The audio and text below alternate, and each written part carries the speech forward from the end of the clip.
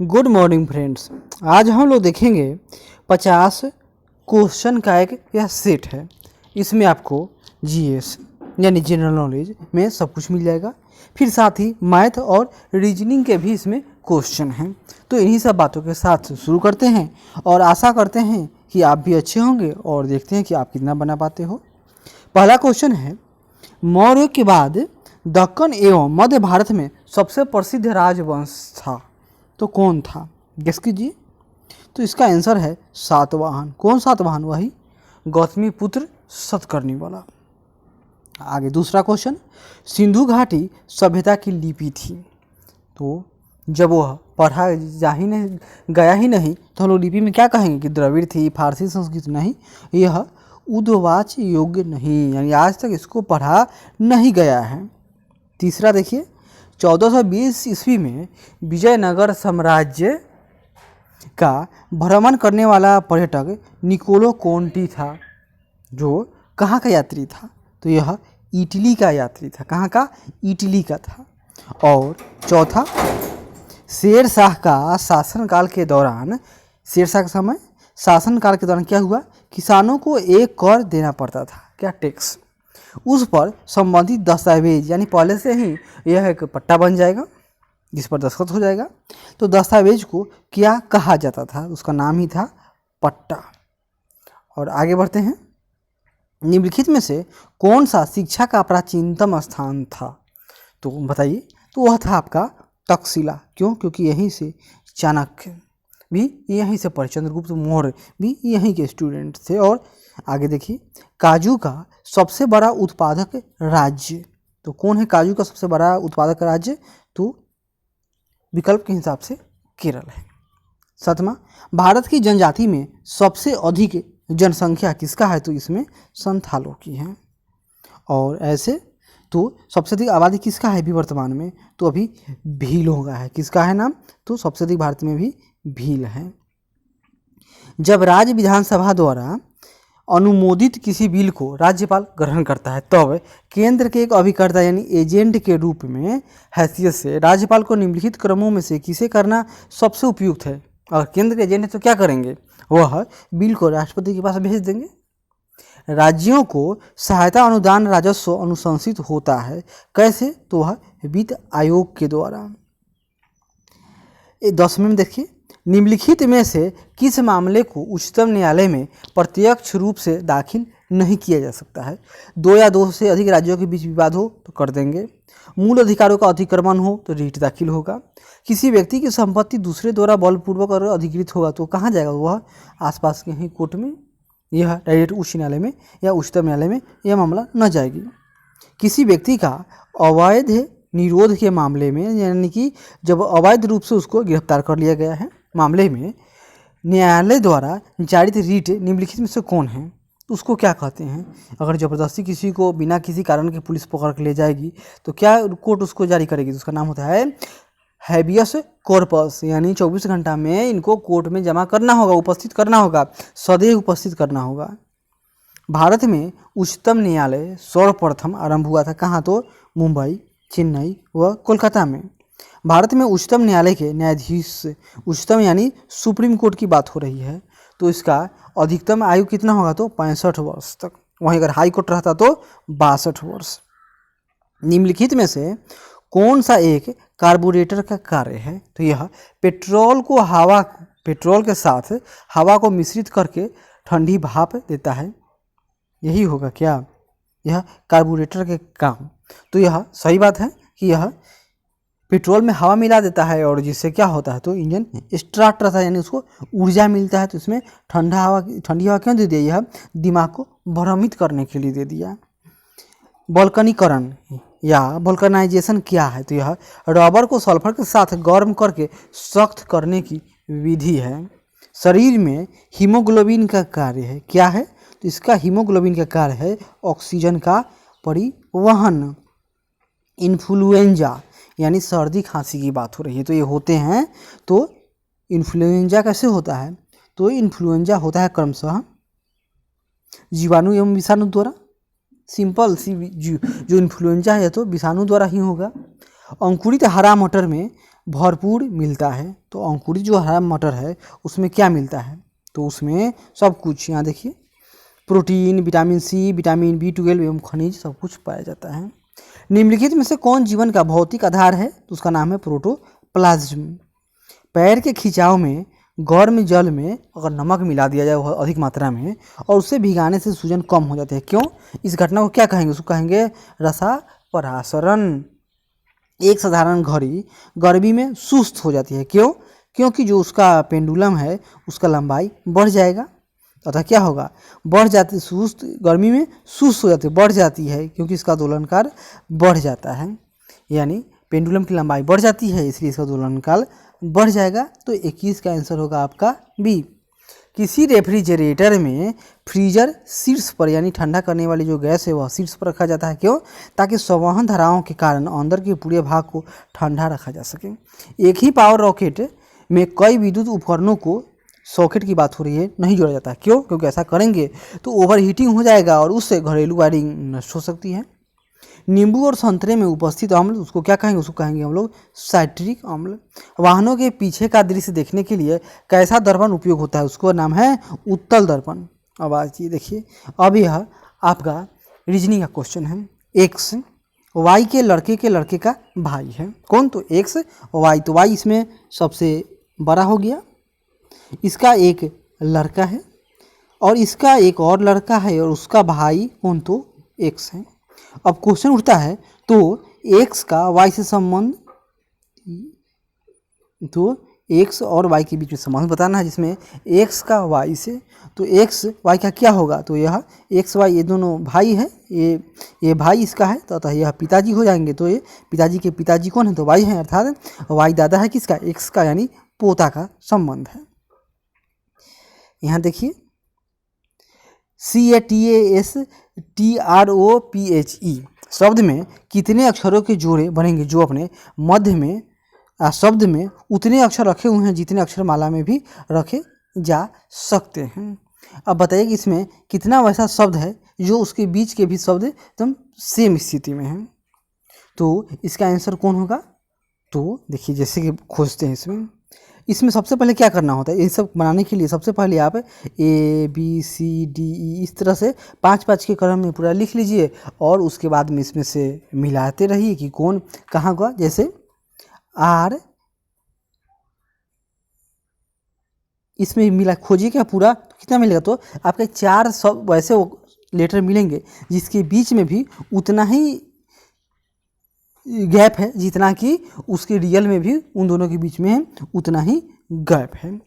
तो अगर इसे हम अपने से बनाएंगे तो बहुत समय लगेगा, आराम से इसको ध्यान से खोजिएगा, मिल जाएगा। फिर यहाँ देखिए, लैंग्वेज शब्द में कितने अक्षरों के जोड़े बनेंगे जो अपने मध्य में शब्दों में उतने अक्षर रखे हुए हैं जितने अक्षर माला में भी रखे जाते हैं। तो इसका आंसर क्या होगा? तो इसका आंसर आपका 3 होगा। आराम से खोजिएगा तो आपको मिल जाएगा। आगे बढ़ते हैं। यहाँ देखिए 29 अ ब स और द, ये ताश खेल रहे हैं। कहाँ? तो एक मेज होगा जिस पर 4 हैं, तो इधर इधर इधर इधर ऐसे बना देंगे। यदि अ ब, यानी अ और ब दोनों साक्षी हैं, यानी कि यहाँ भी अ मान लेते हैं ए और इसको बी यहाँ हो सकता है, या ए यहाँ होगा तो बी यहाँ होगा। और आगे देखिए, द का मुख जो द है, यानी हम डी कहेंगे उसको, उसका मुख उत्तर की ओर है। चलिए तो हम लोग डी को यहाँ बैठाते हैं, तो ये यहाँ ना होगा, तो यानी तो डी का मुंह किधर है? तो उत्तर की तरफ है। चलिए तो अब क्या होगा? अ ब साक्षी हैं। अब यदि अ का मुंह पश्चिम की ओर है, अ यहाँ ए, तो इसका मुंह इधर पश्चिम की ओर है, तो ए के सामने यहाँ पर ब हो गया और डी के सामने कौन होगा? तो एस, यानी कि स हो जाएगा। तो दक्षिण की ओर कौन सा मुंह करके बैठा हुआ है? तो दक्षिण में कौन होगा? तो एस होगा। तो 29 का आंसर देखिए, तो दक्षिण की ओर मुंह करके कौन बैठा है? तो एस है। एक घन को सब तरफ से रंग दिया जाता है। घन मतलब क्या? ये घन होता है, देखिए क्यूब, यह घन है, इसको चारों तरफ से रंग दिया जाए और फिर इसको छोटा छोटा करके 64 खानों में इसको इस तरह से काट दिया जाएगा। काट दिए तो केवल एक तरफ रंग वाले कितने किनारे घन होंगे? तो यहाँ पर जो 1 2 3 4 5 ये 8 किनारे हैं, आठों पर तो तीनों तरफ से कलर होगा, अतः 8 को हम हटा देंगे। फिर बीच का जो होगा वह उस पर भी कलर है, लेकिन जो बाहर के बचा कितना, तो इधर का 8 8 8 का 24 और 4 होता है साइड, इसका यानी 32। 32 में से 8 माइनस कर लेंगे तो कितना बचेगा? 24, जिस पर केवल एक ही तरह का कलर होगा, एक ही साइड से कलर होगा। तो इसका आंसर क्या होगा? तो 30 का आपको डी है।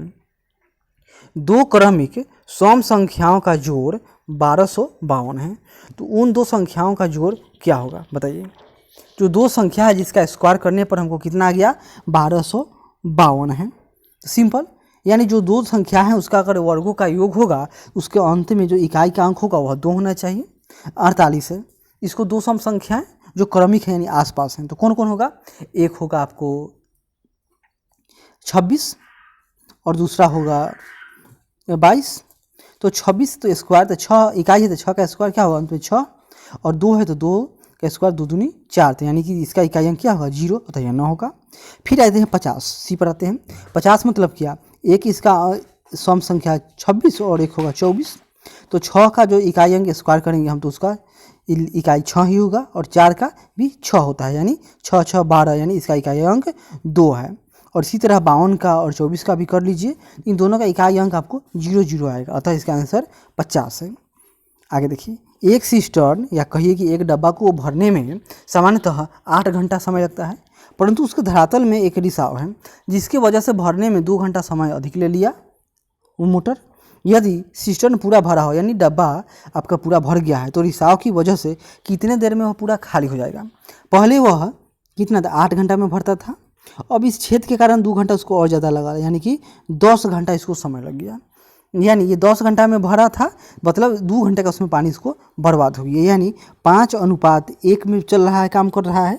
यानी 1 घंटे में यह 5 यूनिट पानी भरेगा तो 8 घंटा लगेगा, यानी यह 40 यूनिट भरेगा। लेकिन यह 1 घंटे में तो 1 ही यूनिट पानी भर इससे रिसाव होगा, यानी 40 घंटे में 40 यूनिट पानी भर पाएगा, इसे बाहर निकलेगा, यानी इसका आंसर बी होगा। 33, शिवानी की माताजी की उम्र शिवाजी की माताजी की उम्र शिवाजी की उम्र की 3 गुना है। तो शिवाजी की माता की उम्र मान लेंगे 3x और शिवाजी का उम्र x। 5 वर्ष पश्चात प्लस 5 कर दिए, शिवाजी की उम्र दुगुना हो गया, यानी अब शिवाजी का उम्र फिर x है, लेकिन उनकी माता का उम्र अब 2x हो गया। 5 वर्ष पश्चात शिवानी की उम्र की 2 गुनी होगी।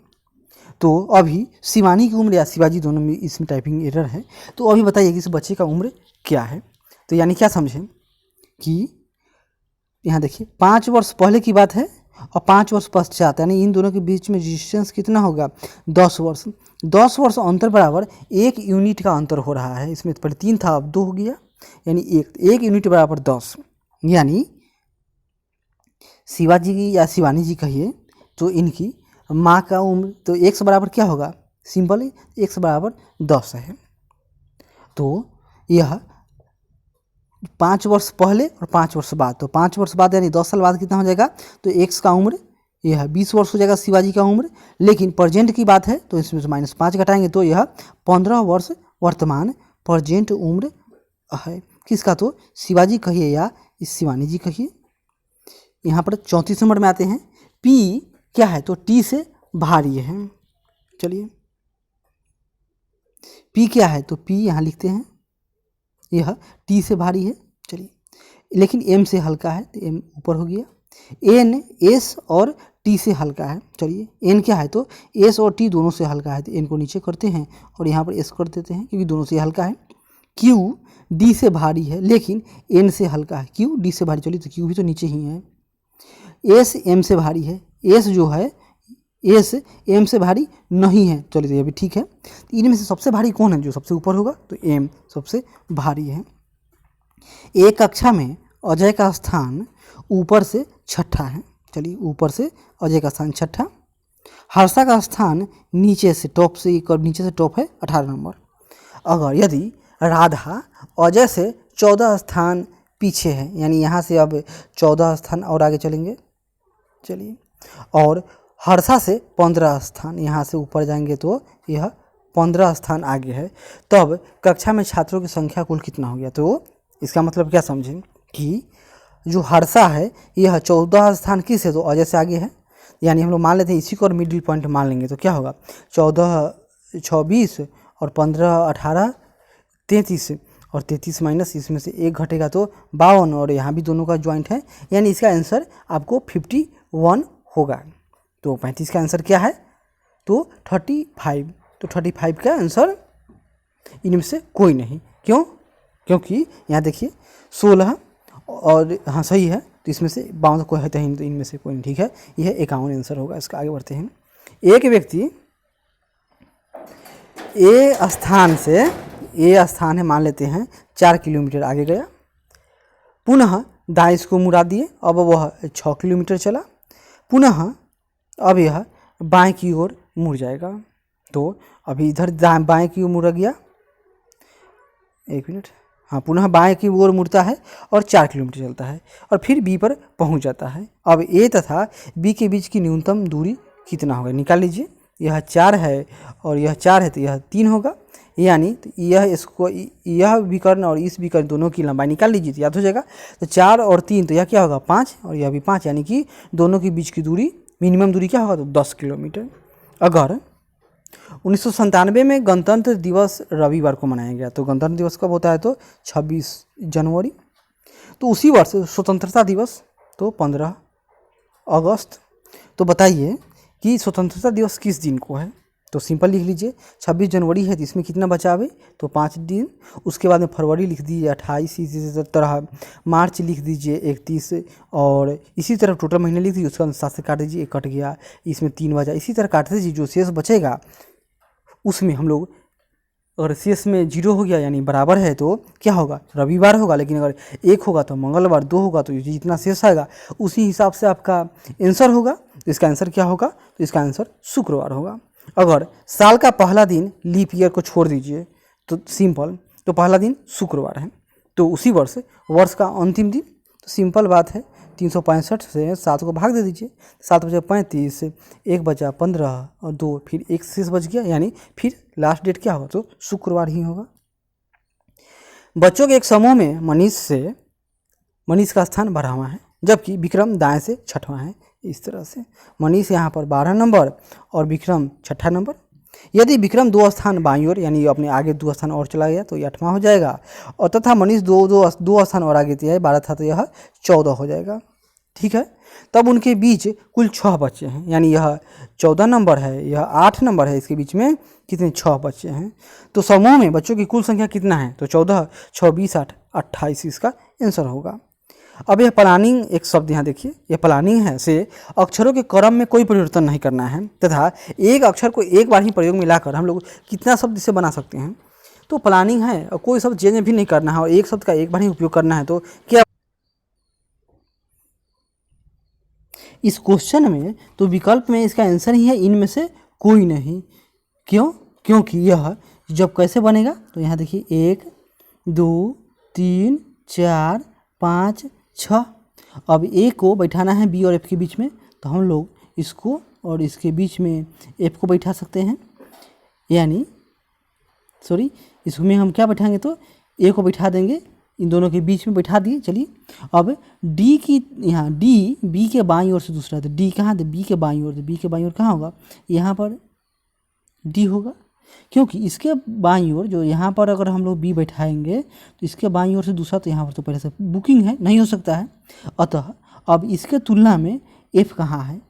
तो एफ इसके बाईं ओर से एफ दूसरा होगा, एफ चाहे इसके दाएं ओर से 1, 2, 3 चौथा होगा, लेकिन दाएं ओर से चौथा तो दिया नहीं है, अतः इसका आंसर डी है, यानी इनमें से कोई नहीं। आगे बढ़ते हैं।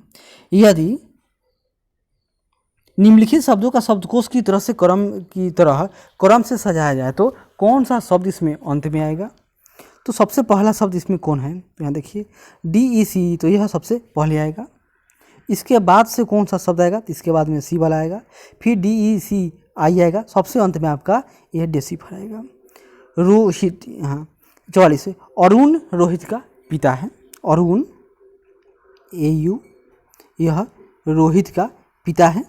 चलिए, रोहित माला का भाई है। तो रोहित किसका, तो यहाँ पर एक माला जो बहन होगी इसकी, माला आनंद की पत्नी है। तो ये दोनों पति पत्नी हो गए। तब आनंद और रोहित, तो ये आनंद है और रोहित के बीच में क्या संबंध है, तो जीजा और साला का होगा।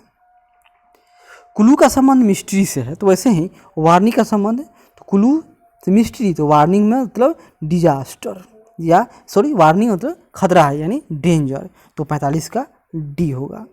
दिए गए शब्दों का सही क्रम क्या होगा, तो सबसे पहले विज्ञापन निकलता है, फिर उसके लिए प्रार्थना पत्र अप्लाई होता है, अप्लाई के बाद में क्या होगा, परीक्षा होगा, परीक्षा के बाद में साक्षात्कार होगा, फिर चयन होगा, सबसे अंत में नियुक्ति प्रमाण पत्र दिया जाएगा।